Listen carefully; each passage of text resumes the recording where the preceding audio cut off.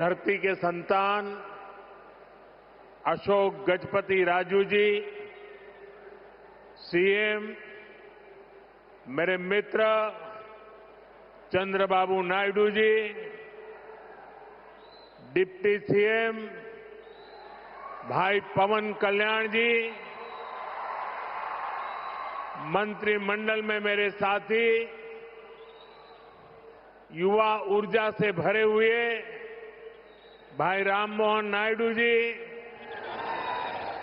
चंद्रशेखर पेम्मसानी जी, भूपति राजू श्रीनिवास वर्मा जी, राज्य सरकार के मंत्री भाई नारा लोकेश जी, उपस्थित अन्य जनप्रतिनिधिगण, देवी और सज्जनों, अंदरिकी नमस्कारम। ఆంధ్రప్రదేశ్ గవర్నర్ అబ్దుల్ నజీర్ గారికి, గోవా గవర్నర్ అశోక్ గజపతి రాజు గారికి, మన ముఖ్యమంత్రి వర్యులు చంద్రబాబు నాయుడు గారికి, ఉప ముఖ్యమంత్రి సోదరులు పవన్ కళ్యాణ్ గారికి, మంత్రివర్గంలో నా సహచరులు రామ్మోహన్ నాయుడు గారికి, చంద్రశేఖర్ పెమ్మసాని గారికి, భూపతి రాజు శ్రీనివాస్ వర్మ గారికి, రాష్ట్ర ప్రభుత్వంలో మంత్రివర్యులు నారా లోకేష్ గారికి, ఇక్కడికి విచ్చేసిన ఇతర ప్రజాప్రతినిధులకు, నా సోదర సోదరీమణులకు అందరికీ కూడా నమస్కారం। साथियों, आज का दिन आंध्र प्रदेश के विकास के लिए, स्वर्ण आंध्र के विजन के लिए ये बहुत अहम है। मुझे आज बहुत शुभ अवसर पर एक शुभ मास में उत्तर आंध्र की इस पवित्र भूमि पर आने का सौभाग्य मिला है। मैं सबसे पहले भगवान श्री वराह लक्ष्मी नरसिंह स्वामी के चरणों में प्रणाम करता हूं। मैं श्री कुर्मनाथ स्वामी और मां पोंडितल्ली अम्मवारू को नमन करता हूं। మిత్రులారా, ఈ రోజు ఆంధ్రప్రదేశ్ అభివృద్ధికి స్వర్ణాంధ్ర విజన్ కు ఎంతో కీలకమైన రోజు। ఈ శుభ సందర్భంగా ఈ పవిత్రమైన మాసంలో ఈ పవిత్రమైన ఉత్తరాంధ్ర భూమికి రావడం నాకెంతో సౌభాగ్యంగా భావిస్తున్నాను। ముందుగా శ్రీ వరాహ లక్ష్మీ నరసింహస్వామి వారి పవిత్రమైన పాదాలకు నా నమస్కారాలు అర్పిస్తున్నాను। అలాగే కూర్మనాథ స్వామి వారికి, అమ్మ పైడితల్లి అమ్మవారికి నమస్కరిస్తున్నాను। साथियों, आज यहां करीब 18,000 करोड़ रुपए की विकास परियोजनाओं का शुभारंभ, लोकार्पण और शिलान्यास हुआ है। एयरपोर्ट के साथ साथ ये प्रोजेक्ट आंध्र की रोड कनेक्टिविटी से भी जुड़े हैं। इनमें एनर्जी सिक्योरिटी से जुड़े प्रोजेक्ट भी हैं। ये विकास कार्य इस बात के प्रतीक है कि इस समय आंध्र की स्पीड से आगे बढ़ रहा है। मैं आप सभी को इन प्रोजेक्ट्स की बहुत बहुत शुभकामनाएं देता हूं। మిత్రులారా, ఈ రోజు దాదాపు 18,000 కోట్ల రూపాయలు విలువైన అభివృద్ధి ప్రాజెక్టులు ప్రారంభోత్సవం మరియు శంకుస్థాపన చేసుకుంటున్నాం।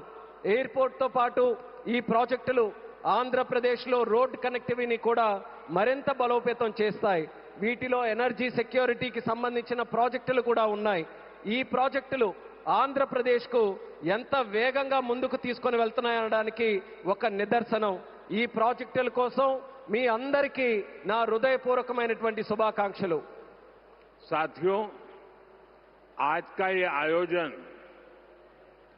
नया इतिहास, नए रिकॉर्ड इसे रचने का भी है।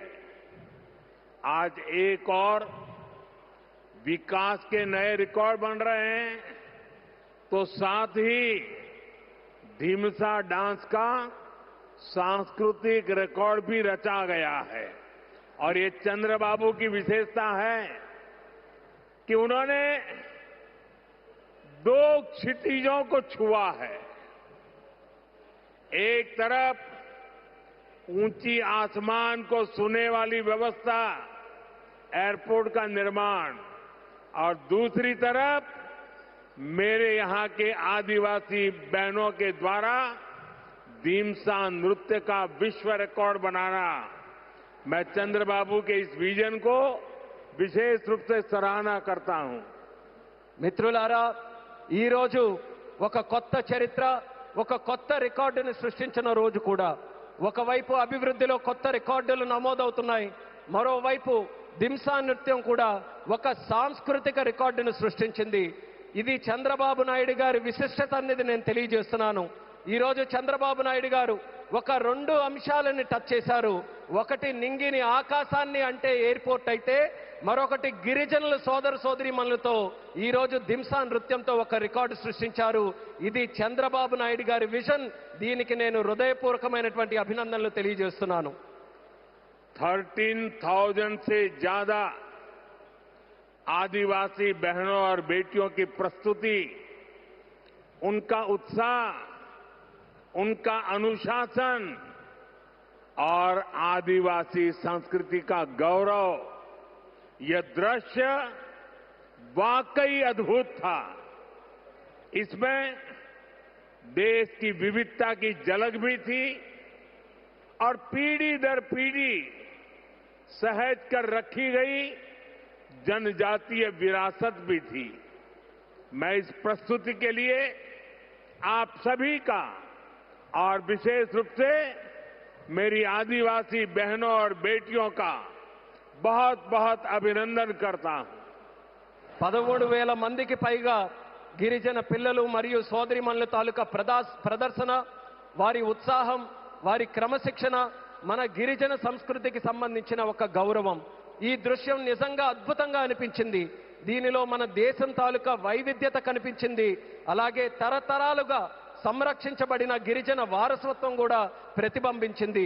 ఈ అద్భుతమైన ప్రదర్శనకు మన గిరిజన పిల్లలకు, సోదరిమణులకు, అలాగే ఇక్కడ ఉన్న అందరికీ కూడా నా హృదయపూర్వక అభినందనలు తెలియజేస్తున్నాను. साथियों, ये धरती अल्लूरी सीताराम राजू की धरती है.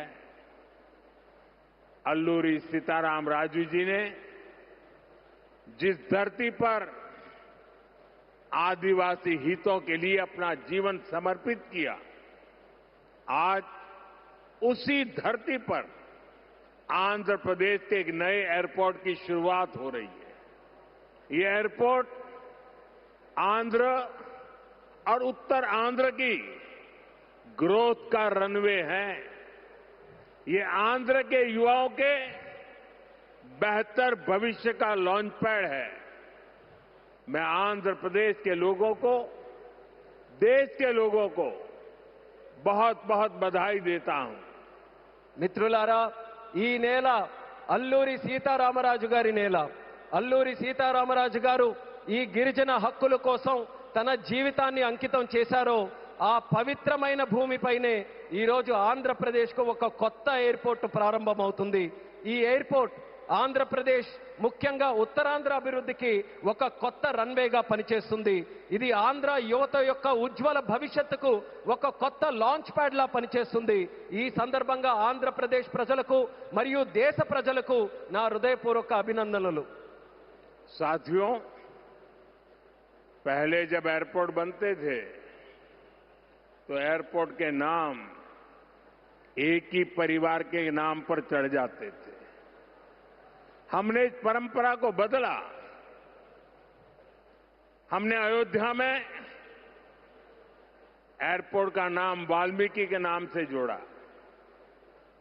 हमने पंजाब में संत रविदास जी के नाम से एयरपोर्ट का नाम जोड़ा.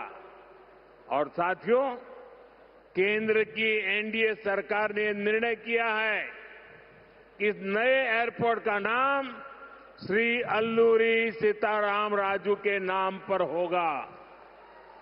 आंध्र प्रदेश का जो भी नागरिक इस एयरपोर्ट से यात्रा करेगा, देश और दुनिया का जो भी नागरिक इस एयरपोर्ट से यात्रा करेगा, उसे अल्लूरी सीताराम राजू जी के नाम से जनसेवा और राष्ट्र सेवा की प्रेरणा मिलेगी। మిత్రులారా, ఒక గతాన్ని మళ్ళీ గుర్తు చేసుకుందాం. ఒక సందర్భంలో భారతదేశంలో ఏ ఎయిర్పోర్ట్ నిర్మించినా ఒక్క కుటుంబం తాలూకా పేర్లే దానికి పెట్టేవారు. ఆ చరిత్రని మళ్ళీ ఎన్డీఏ ప్రభుత్వం తిరగరాసింది. అయోధ్యలో ఎయిర్పోర్ట్ ప్రారంభిస్తే దానికి వాల్మీకి గారి పేరు పెట్టాం. అలాగే పంజాబ్ లో సంత్ రవిదాస్ గారి పేరుతోని ఎయిర్పోర్ట్ ని ప్రారంభించాం. అలాగే ఈ కేంద్ర ప్రభుత్వంలో ఎన్డీఏ కూటమి ఒక ముఖ్యమైన నిర్ణయం తీసుకుంది. ఈ కొత్త ఎయిర్పోర్ట్ కి అల్లూరి సీతారామరాజు గారి పేరు పెట్టాలనే నిర్ణయం తీసుకుంది. ఈ ఎయిర్పోర్ట్ ద్వారా ప్రయాణించే ప్రతి ఆంధ్రప్రదేశ్ పౌరుడు అల్లూరి సీతారామరాజు గారి పేరుతో ప్రజాసేవకు, దేశ సేవకు కూడా స్ఫూర్తి పొందుతారని తెలియజేస్తున్నాను. साथियों, बीते 12 इयर्स में देश के एविएशन सेक्टर ने असाधारण प्रगति की है। 2014 तक देश में केवल 74 एयरपोर्ट ऑपरेशनल थे। आज ये संख्या 166 है। एक समय था जब हवाई उड़ानें सिर्फ बड़े शहरों तक सीमित थी। एनडीए सरकार में आज छोटे शहर के साधारण लोग भी फ्लाइट से आ जा रहे हैं। మిత్రులారా, గత 12 సంవత్సరాల్లో దేశంలో విమానయాన రంగం ఒక అసాధారణమైన పురోగతిని సాధించింది. 2014 వరకు దేశంలో కేవలం 74 ఎయిర్పోర్ట్లు ఆపరేషనల్ గా ఉంటే ఈ రోజు ఆ సంఖ్య పెరిగి 166 ఎయిర్పోర్ట్లకి చేరుకుంది. ఒకప్పుడు విమానాశ్రయాలు, విమాన ప్రయాణాలు పెద్ద నగరాలకే పరిమితమయ్యేవి. ఈ రోజు ఎన్డీఏ ప్రభుత్వంలో చిన్న పట్టణాల నుంచి సాధారణ ప్రజలు కూడా విమానాల్లో ప్రయాణిస్తున్నారని తెలియజేస్తున్నాను. 12 इयर्स में सिर्फ एयरपोर्ट की संख्या ही नहीं बढ़ी है। हमारी उड़ान योजना के कारण आज गरीब परिवार के लोगों को भी जहाज में बैठने का अवसर मिल रहा है। इस योजना ने गरीब से गरीब को अपना सपना पूरा करने में मदद की है। कुछ दिन पहले ही सरकार ने उड़ान योजना के दूसरे फेज की शुरुआत की है। इस पर भी 29,000 करोड़ रुपीज खर्च किए जाएंगे। మిత్రులారా, ఈ 12 సంవత్సరాల్లో కేవలం ఎయిర్పోర్ట్ తాలూకా సంఖ్య మాత్రమే పెరగలేదు. మన ఉడాన్ పథకం వల్ల పేద కుటుంబాలకు చెందిన ప్రజలు కూడా మొదటిసారి విమానంలో ప్రయాణించే అవకాశం వాళ్ళందరూ పొందారు. ఈ పథకం అత్యంత పేదవారికి తమ కలలు నిజం చేసుకునే అవకాశం కూడా కల్పించింది. కొద్ది రోజుల క్రితమే కేంద్ర ప్రభుత్వం ఉడాన్ పథకం తాలూకా ఫేజ్ 2ని కూడా ప్రారంభించింది. దీని ద్వారా దేశంలో 29,000 కోట్ల రూపాయలు ఖర్చు చేయబోతుందని తెలియజేస్తున్నాను. साथियों, एविएशन सेक्टर में देश ने एक और बड़ा माइलस्टोन हासिल किया है। कुछ ही दिन पहले काशी में जी स्पोक एयरपोर्ट मॉडल का शुभारंभ हुआ। आज वही मॉडल पंजाब के अमृतसर तक पहुंच गया है। इससे अमृतसर से 25 से ज्यादा इंटरनेशनल डेस्टिनेशन जुड़ जाएंगे। मैं इस उपलब्धि के लिए आंध्र की इस धरती से पंजाब के लोगों को भी बधाई देता हूं। साथियों, हमारे आंध्र प्रदेश के पास हमेशा से विकसित भारत का ग्रोथ इंजन बनने का सामर्थ्य रहा है। आंध्र प्रदेश के विकास के लिए हमारे प्रयास डबल इंजन की स्पीड से आगे बढ़े। इसके लिए मैंने आंध्र के लोगों से डबल इंजन सरकार का आशीर्वाद मांगा था और आज चंद्रबाबू नायडू जी के नेतृत्व में, पवन कल्याण जी के नेतृत्व में एनडीए की पूरी टीम आंध्र प्रदेश के लिए डबल स्पीड से काम कर रही है। మిత్రులారా, విమానయాన రంగంలో దేశంలో మరో పెద్ద మైలురాయిని మనం సాధించాం. కొద్ది రోజుల క్రితమే కాశీలో ప్రారంభమైన స్పోక్ ఎయిర్పోర్ట్ మోడల్ ఈ రోజు పంజాబ్లోని అమృత్సర్ వరకు కూడా విస్తరించింది. దీంతో అమృత్సర్లో 25కి పైగా అంతర్జాతీయ గమ్యాలకు నేరుగా కనెక్ట్ అవ్వడానికి అవకాశం కలిగింది. ఈ విజయానికి ఆంధ్రప్రదేశ్ నేల నుంచే పంజాబ్ ప్రజలకు కూడా నా హృదయపూర్వక అభినందనలు తెలియజేస్తున్నాను. అలాగే మిత్రులారా, వికసిత్ భారత్ నిర్మాణంలో ఆంధ్రప్రదేశ్ ఎప్పుడూ కూడా ఒక గ్రోత్ ఇంజిన్ గా నిలిచే సామర్థ్యం కలిగి ఉంది. ఆంధ్రప్రదేశ్ అభివృద్ధి కోసం డబుల్ ఇంజిన్ వేగంతో మా ప్రయత్నం ముందుకు సాగాలని నేను ఆంధ్ర రాష్ట్ర ప్రజలకు డబుల్ ఇంజిన్ ప్రభుత్వం కోసం ఆశీర్వాదాన్ని నేను కోరాను. ఈ రోజు చంద్రబాబు నాయుడు గారి నాయకత్వంలో, పవన్ కళ్యాణ్ గారి నాయకత్వంలో ఎన్డీఏ టీం మొత్తం ఆంధ్రప్రదేశ్ అభివృద్ధి కోసం డబుల్ వేగంతో పనిచేస్తుందని గర్వంగా తెలియజేస్తున్నాను. साथियों, आज देश ब्लू इकोनॉमी को लगातार मजबूत कर रहा है. हमारा विजन है कि पूरा क्षेत्र कोस्टल इकोनॉमिक कॉरिडोर के रूप में विकसित हो. इसी लक्ष्य के साथ विशाखापट्टनम से कृष्णापट्टनम तक हमारे पुराने पोर्ट्स को आधुनिक रूप दिया जा रहा है. इसके अलावा मुलापेटा और रामायापट्टनम में हम नए पोर्ट्स भी बना रहे हैं. మిత్రులారా, ఈ రోజు దేశం బ్లూ ఎకానమీని నిరంతరం బలోపేతం చేస్తుంది. మా విజన్ ఈ మొత్తం ప్రాంతాన్ని ఒక కోస్టల్ ఎకనామిక్ కారిడార్ గా అభివృద్ధి చేయడం. ఈ లక్ష్యంతో విశాఖపట్నం నుంచి కృష్ణపట్నం వరకు మన పాత పోర్ట్స్ అన్నిటినీ కూడా ఆధునీకరిస్తున్నాం. అదే సమయంలో మూలపేట మరియు రామయ్యపట్నంలో కొత్త పోర్ట్స్ ని కూడా మనం నిర్మించబోతున్నాం. साथियों, पोर्ट डेवलपमेंट के साथ साथ पूरे आंध्र में हाईवे और एक्सप्रेसवे का नेटवर्क तैयार हो रहा है. विशाखापट्टनम रायपुर एक्सप्रेसवे जैसे प्रोजेक्ट इस पूरे क्षेत्र को रफ्तार दे रहे हैं. మిత్రులారా, పోర్టుల అభివృద్ధితో పాటు ఆంధ్రప్రదేశ్ మొత్తం హైవేస్, ఎక్స్ప్రెస్వేస్ నెట్వర్క్ ని విస్తృతంగా పెంచుకుంటూ పోతుంది. విశాఖపట్నం రాయ్పూర్ ఎక్స్ప్రెస్ వే వంటి ప్రాజెక్టులు ఈ ప్రాంతానికి సరికొత్త వేగాన్ని అందిస్తున్నాయి. साथियों, ये पूरा रीजन देश के बड़े औद्योगिक केंद्रों से आसानी से जुड़े, इसके लिए आज आंध्र प्रदेश में करीब 1 लाख करोड़ रुपए की रेलवे परियोजनाओं पर काम चल रहा है. राज्य के पूरे रेल नेटवर्क का इलेक्ट्रिफिकेशन हो चुका है. यहां 70 से ज्यादा रेलवे स्टेशनों को भी आधुनिक बनाया जा रहा है. మిత్రులారా, ఈ ప్రాంతం మొత్తం దేశంలోని ప్రధాన పారిశ్రామిక కేంద్రాలతో మరింత సులభంగా అనుసంధానం అవ్వడానికి ఈ రోజు ఆంధ్రప్రదేశ్లో దాదాపు 1,00,000 కోట్ల రూపాయలు విలువైన రైల్వే ప్రాజెక్ట్స్ తాలూకా పనులు కూడా జరుగుతున్నాయి. రాష్ట్రంలో రైల్వే నెట్వర్క్ అంతా ఇప్పటికీ పూర్తిగా ఎలక్ట్రిఫికేషన్ అయ్యింది. అదేవిధంగా 70కి పైగా రైల్వే స్టేషన్లు కూడా ఆధునీకరిస్తున్నాం. साथियों, आज इस क्षेत्र के विकास में पीएम गति शक्ति नेशनल मास्टर प्लान भी बड़ी भूमिका निभा रहा है.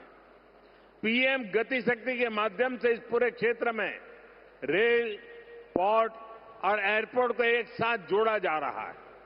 जब यहां ये आधुनिक लॉजिस्टिक नेटवर्क तैयार हो जाएगा तो उद्योगों को बेहतर कनेक्टिविटी मिलेगी, किसानों को फायदा होगा और ईज ऑफ डूइंग बिजनेस भी बढ़ेगा. మిత్రులారా, ఈ ప్రాంత అభివృద్ధితో పీఎం గతి శక్తి నేషనల్ మాస్టర్ ప్లాన్ కూడా కీలక పాత్ర పోషిస్తుంది. పీఎం గతి శక్తి ద్వారా రైల్ గాని, పోర్ట్ గాని, ఎయిర్పోర్ట్లు గాని ఒక సమగ్ర నెట్వర్క్ గా అనుసంధానం చేస్తున్నాం. ఈ ఆధునిక లాజిస్టిక్స్ నెట్వర్క్ పూర్తయిన తర్వాత పరిశ్రమలకు మరింత మెరుగైన కనెక్టివిటీ లభిస్తుంది, రైతులకి ప్రయోజనం చేకూరుతుంది, అలాగే ఈజ్ ఆఫ్ డూయింగ్ బిజినెస్ కి కూడా మరింత పెరుగుతుంది. साथियों, आंध्र प्रदेश हमेशा भविष्य की सोच रखने वाला प्रदेश रहा है. सॉफ्टवेयर, आईटी और टेक सेक्टर में आंध्र के युवाओं ने पूरी दुनिया में अपना डंका बजाया है और इसलिए सरकार यहां के टैलेंट को आंध्र प्रदेश की डेवलपमेंट पावर से जोड़ना चाहती है. మిత్రులారా, ఆంధ్రప్రదేశ్ ఎప్పటి నుంచో భవిష్యత్తును దృష్టిలో పెట్టుకొని ముందుకు సాగే రాష్ట్రం. సాఫ్ట్వేర్ గాని, ఐటీ గాని, టెక్ రంగాల్లో గాని ఆంధ్రప్రదేశ్ యువత ప్రపంచవ్యాప్తంగా తన ప్రతిభను చాటుకున్నారు. అందుకే ఇక్కడ యువత తాలూకా ప్రతిభను ఆంధ్రప్రదేశ్ తాలూకా అభివృద్ధి శక్తితో అనుసంధానం చేయాలని ప్రభుత్వం కోరుకుంటుంది. हमारे टैलेंटेड युवाओं की प्रतिभा का लाभ आंध्र प्रदेश और देश को ज्यादा से ज्यादा मिले, ये बहुत आवश्यक है। इसके लिए हमारा फोकस अब सेमीकंडक्टर जैसी फ्यूचरिस्टिक टेक इंडस्ट्री पर है। विशाखापट्टनम में नए सेमीकंडक्टर प्लांट का शिलान्यास इसी दिशा में एक बहुत बड़ा कदम है। మన ప్రతిభావంతులైన యువత సామర్థ్యం ఆంధ్రప్రదేశ్కే కాకుండా దేశానికి మరింత ఉపయోగపడాలి. అందుకే ఇప్పుడు మా దృష్టి సెమీకండక్టర్ వంటి ఫ్యూచరిస్టిక్ టెక్ ఇండస్ట్రీస్ పై ఉంది. విశాఖపట్నంలో కొత్త సెమీకండక్టర్ ప్లాంట్ తాలూకా శంకుస్థాపన ఆ దిశగా ఒక గొప్ప అడుగుగా నేను భావిస్తున్నాను. चंद्रबाबू के नेतृत्व में हमारा आंध्र अब सॉफ्टवेयर के साथ साथ मैन्युफैक्चरिंग का भी हब बनेगा। इससे आंध्र में फ्यूचरिस्टिक जॉब्स तैयार होगी, टेक इंडस्ट्रीज के लिए नया वातावरण तैयार होगा। చంద్రబాబు నాయుడు గారి నేతృత్వంలో ఇకపై మన ఆంధ్రప్రదేశ్ సాఫ్ట్వేర్ హబ్ మాత్రమే కాదు, మ్యానుఫ్యాక్చరింగ్ హబ్ గా కూడా ఎదగబోతుంది. దీంతో ఆంధ్రప్రదేశ్లో ఫ్యూచరిస్టిక్ జాబ్స్ సృష్టించబడతాయి. టెక్ ఇండస్ట్రీస్ కు అనుకూలమైన ఒక కొత్త ఈకో సిస్టమ్ కూడా ఇక్కడ ఏర్పడుతుంది. साथियों, वर्ल्ड इकोनॉमी में कहीं भी किसी भी ग्रोथ सेंटर का निर्माण सिर्फ एक फैक्ट्री से नहीं हो सकता। उसके लिए एक पूरे इकोसिस्टम की जरूरत होती है। आज आंध्र प्रदेश में हम ग्रोथ का वही इकोसिस्टम तैयार कर रहे हैं। चंद्रबाबू नायडू जी व्यक्तिगत स्तर पर दिन रात मेहनत करते हैं। इसी का परिणाम है आज दुनिया की कई बड़ी बड़ी कंपनियां यहां निवेश करने के लिए आना चाहती हैं। మిత్రులారా, ప్రపంచ ఆర్థిక వ్యవస్థలో ఏ గ్రోత్ సెంటర్ అయినా ఒక్క ఫ్యాక్టరీతో నిర్మించబడదు. దానికోసం ఒక పూర్తి ఈకో సిస్టమ్ ని మనం ఏర్పాటు చేయాలి. ఈ రోజు ఆంధ్రప్రదేశ్లో మనం అలాంటి గ్రోత్ ఈకో సిస్టమ్ ని నిర్మించబోతున్నాం. మన ముఖ్యమంత్రి చంద్రబాబు నాయుడు గారు వ్యక్తిగతంగా రాత్రి పగలు రాష్ట్రం కోసం కష్టపడుతున్నారు. దాని ఫలితంగానే ఈ రోజు ప్రపంచంలో ఉన్నటువంటి ప్రముఖ కంపెనీలు ఇక్కడ పెట్టుబడులు పెట్టడానికి ఎంతో ఆసక్తి చూపిస్తున్నాయి. साथियों, यहां सेमीकंडक्टर के साथ साथ एआई इंफ्रा और डेटा सेंटर पर भी काम हो रहा है। गूगल ने भी यहां $15 बिलियन के एआई और क्लाउड इंफ्रास्ट्रक्चर कैंपस की घोषणा की है। और भी कई ग्लोबल कंपनी यहां नई संभावनाएं देख रही हैं। इसका बहुत बड़ा फायदा आंध्र प्रदेश के साथ साथ देश के यूथ को हो रहा है। మిత్రులారా, ఇక్కడ సెమీకండక్టర్ తో పాటు ఏఐ ఇన్ఫ్రాస్ట్రక్చర్, డేటా సెంటర్స్ రంగాల్లో కూడా వేగంగా పనులు జరుగుతున్నాయి. గూగుల్ కూడా ఇక్కడ $15 బిలియన్ విలువైన ఏఐ మరియు క్లౌడ్ ఇన్ఫ్రాస్ట్రక్చర్ క్యాంపస్ ని ఏర్పాటు చేయబోతుంది. ఇంకా అనేక అంతర్జాతీయ కంపెనీలు కూడా ఇక్కడ కొత్త పెట్టుబడులకు అవకాశాలు చూస్తున్నాయి. దీనివల్ల ఆంధ్రప్రదేశ్ యువత కాకుండా దేశ యువతకు కూడా ఒక్క గొప్ప ప్రయోజనం కలగబోతుంది. साथियों, आंध्र की इंडस्ट्रियल ग्रोथ स्टोरी केवल डिजिटल टेक तक से ही सीमित नहीं है। नकापल्ली में केंद्र सरकार बड़े फार्मा पार्क के लिए भी सहयोग दे रही है। इससे आंध्र प्रदेश देश के एक बड़े फार्मा हब के रूप में भी विकसित होगा। మిత్రులారా, ఆంధ్రప్రదేశ్ ఇండస్ట్రియల్ గ్రోత్ స్టోరీ కాకుండా డిజిటల్ టెక్ వరకే పరిమితం కాకుండా నక్కపల్లిలో కేంద్ర ప్రభుత్వం యొక్క భారీ ఫార్మా పార్క్ ఏర్పాటుకి కూడా సహకరిస్తుంది. దీంతో ఆంధ్రప్రదేశ్ దేశంలోనే ఒక ప్రముఖ ఫార్మా హబ్ గా ఎదగబోతుందని తెలియజేస్తున్నాను. ग्रीन एनर्जी की फील्ड में भी अकेले रायलसीमा क्षेत्र में 5 लाख करोड़ रुपए से ज्यादा का इन्वेस्टमेंट हुआ है। मैं आज आंध्र प्रदेश के आप सभी लोगों को फिर विश्वास दिलाता हूं, हमारी सरकार ऐसी हर संभावनाओं को साकार करने के लिए दिन रात ये डबल इंजन सरकार काम करती रहेगी। గ్రీన్ ఎనర్జీ రంగంలో కూడా ఒక్క రాయలసీమ ప్రాంతంలోనే 5 లక్షల కోట్ల రూపాయలకి పైగా పెట్టుబడులు వచ్చాయి. ఈరోజు ఆంధ్రప్రదేశ్ ప్రజలందరికీ నేను మరోసారి హామీ ఇస్తున్నాను, ఇలాంటి ప్రతి అవకాశాన్ని నిజం చేయడానికి, ఆ కలని సాకారం చేయడానికి మా ప్రభుత్వం, ఈ డబుల్ ఇంజిన్ ప్రభుత్వం రాత్రి ప్రగలు కృషి చేస్తూనే ఉంటుందని తెలియజేస్తున్నాను. साथियों, आज आंध्र प्रदेश में हर सेक्टर में किस स्पीड से काम हो रहा है, इसका अंदाजा आप इस बात से लगा सकते हैं कि पिछले 3 यात्राओं में ही मैंने 2 लाख करोड़ रुपीस के प्रोजेक्ट का शुभारंभ यहां किया है.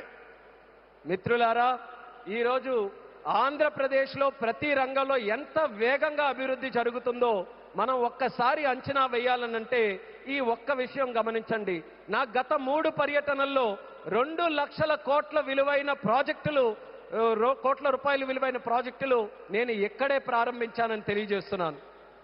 मुझे खुशी है कि आंध्र की इस विकास यात्रा में उत्तर आंध्र भी सशक्त हो रहा है. हम विशाखापट्टनम इकोनॉमिक रीजन वीईआर को देश के बड़े औद्योगिक केंद्र के रूप में विकसित कर रहे हैं. हमारा लक्ष्य है वीईआर एशिया का प्रमुख इकोनॉमिक हब बने. ये एयरपोर्ट से लेकर सेमीकंडक्टर यूनिट तक इसी मिशन का हिस्सा है. ఈ అభివృద్ధి ప్రయాణంలో ఉత్తరాంధ్ర కూడా మరింత బలోపేతం అవుతున్నందుకు నాకెంతో ఆనందంగా ఉంది.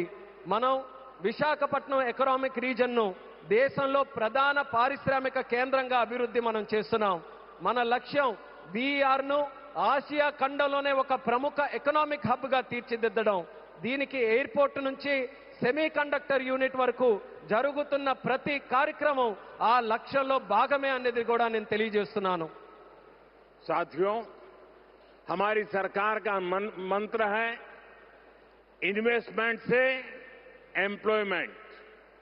इसलिए सरकार ने अपनी तरफ से भी इन्वेस्टमेंट बढ़ाया है और हम प्राइवेट सेक्टर को भी इन्वेस्टमेंट के लिए प्रेरित कर रहे हैं. आप भी जानते हैं, जब इन्वेस्टमेंट बढ़ता है तो मैन्युफैक्चरिंग बढ़ती है, मैन्युफैक्चरिंग बढ़ती है तो एक्सपोर्ट बढ़ता है, एक्सपोर्ट बढ़ता है तो रोजगार के नए अवसर बनते हैं और रोजगार बढ़ता है तो लोगों की आमदनी बढ़ती है, परिवारों की जिंदगी बेहतर होती है और आंध्र प्रदेश में हम यही होते देख रहे हैं. మిత్రులారా, మా ప్రభుత్వం తాలూకా మంత్రం పెట్టుబడి నుంచి ఉపాధి వరకు. అందుకే ప్రభుత్వం తన వంతుగా కూడా పెట్టుబడులు పెంచుకుంటూ పోతుంది. అదే సమయంలో ప్రైవేట్ సెక్టర్ తాలూకా పెట్టుబడులు కూడా వాళ్ళు ఇంకా ఎక్కువగా పెట్టేలా ప్రోత్సహిస్తుంది. మీ అందరికీ తెలుసు, పెట్టుబడులు పెరిగితే తయారీ రంగం పెరుగుతుంది, తయారీ రంగం పెరిగితే ఎగుమతులు పెరుగుతాయి, ఎగుమతులు పెరిగితే కొత్త ఉద్యోగ అవకాశాలు పెరుగుతాయి, ఈ కొత్త ఉద్యోగ అవకాశాలు పెరిగితే ప్రజల తాలూకా ఆదాయం పెరుగుతుంది. ఆ పెరిగినప్పుడు కుటుంబం తాలూకా జీవితాలు మరింత మెరుగుపడతాయి. ఈ రోజు మన ఆంధ్రప్రదేశ్లో ఈ మార్పుని మనం కల్లారా చూస్తున్నాం. साथियों, मुझे पूरा विश्वास है आज यहां जितने भी प्रोजेक्ट की शुरुआत हुई है, जिनकी नींव रखी गई है, वो सारे प्रोजेक्ट स्वर्ण आंध्रा और विकसित भारत के संकल्प को पूरा करने में बहुत बड़ा योगदान देंगे. चंद्रबाबू जी के नेतृत्व में आंध्र प्रदेश विकसित भारत के सपने को पूरा करने के लिए एक बहुत बड़ा ऊर्जा स्रोत बन रहा है. मैं एक बार फिर इन सभी परियोजनाओं के लिए आंध्र प्रदेश के लोगों को बहुत बहुत बधाई देता हूं. बहुत बहुत धन्यवाद. మిత్రులారా, ఈ రోజు ప్రారంభమైన శంకుస్థాపన జరిగిన ప్రతి ప్రాజెక్టు కూడా స్వర్ణాంధ్ర మరియు వికసిత్ భారత్ సంకల్పాలను సాకారం చేయడంలో ఎంతో గొప్ప పాత్ర పోషిస్తుందనే నమ్మకం నాకుంది. మరి చంద్రబాబు నాయుడు గారి తాలూకు నేతృత్వంలో ఆంధ్రప్రదేశ్ రాష్ట్రం వికసిత్ భారత్ విజన్ కు ఒక పెద్ద శక్తిగా ఉజ్వలిస్తుంది. మరోసారి ఈ అన్ని ప్రాజెక్టుల సందర్భంగా ఆంధ్రప్రదేశ్ ప్రజలందరికీ నా హృదయపూర్వక అభినందనలు, అలాగే ఇక్కడికి విచ్చేసిన సోదర సోదరిమణులకి నా హృదయపూర్వక ధన్యవాదాలు తెలియజేసుకుంటూ నమస్కరిస్తున్నాను. भारत माता की జై, भारत माता की జై, भारत माता की జై. बहुत बहुत धन्यवाद.